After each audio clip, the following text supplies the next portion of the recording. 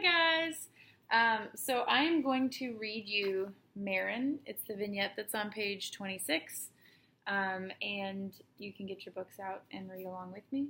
And then I'm going to show you how I'm using a sketching strategy to build my comprehension around the story and the themes in the story. Marin. Marin's boyfriend is in Puerto Rico. She shows us his letters and makes us promise not to tell anybody they're getting married when she goes back to PR. She says she didn't get a job yet, but she's saving the money she gets from selling Avon and taking care of her cousins. Marin says that if she stays here next year, she's going to get a real job downtown, because that's where the best jobs are, since you always get to look beautiful and get to wear nice clothes, and you can meet someone in the subway who might marry you and take you to live in a big house far away. But next year, Louie's parents are going to send her back to her mother with a letter saying she's too much trouble. And that is too bad, because I like Marin. She is older and knows lots of things.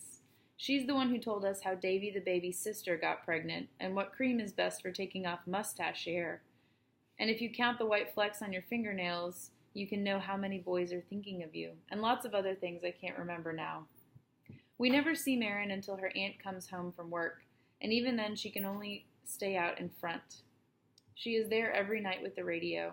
When the light in her aunt's room goes out, Marin lights a cigarette, and it doesn't matter if it's cold out or the radio doesn't work or if we've got nothing to say to each other. What matters, Marin says, is for the boys to see us and for us to see them. And since Marin's skirts are shorter, and since her eyes are pretty, and since Marin is already older than us in many ways, the boys who do pass by say stupid things like, "I am in love with those two green apples you call eyes. Give them to me, why don't you?" And Marin just looks at them without even blinking and is not afraid. Marin, under the streetlight, dancing by herself, is singing the same song somewhere. I know. Is waiting for a car to stop, a star to fall, someone to change her life. Okay, so when I read Marin, I turned in my notebook to a new page, notebook number 10, and I wanted to create a sketch that showed the ideas that I thought were most important in the story, in the vignette. So I'm going to show you my notebook.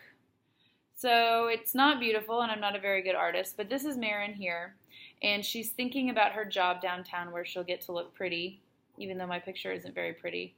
And she's thinking about the big house that some man will buy her once she meets a man downtown while she's working. And then this speech bubble is what Marin is talking about with Esperanza and Nenny and all of the other girls in the neighborhood. How Davy the baby's sister got pregnant, and the white flecks on your fingernails, if you count them, you'll know how many boys are thinking of you.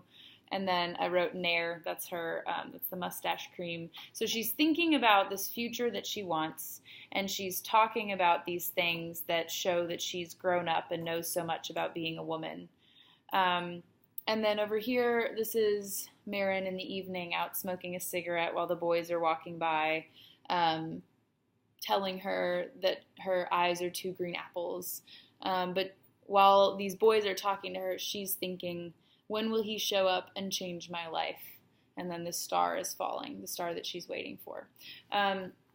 So by drawing these details, by identifying the details in the story that I think are the most important, I'm able to see this picture of Marin that's kind of more complicated. So I can draw some conclusions that that she wants people to think that she's grown up and that she has everything about being a woman figured out.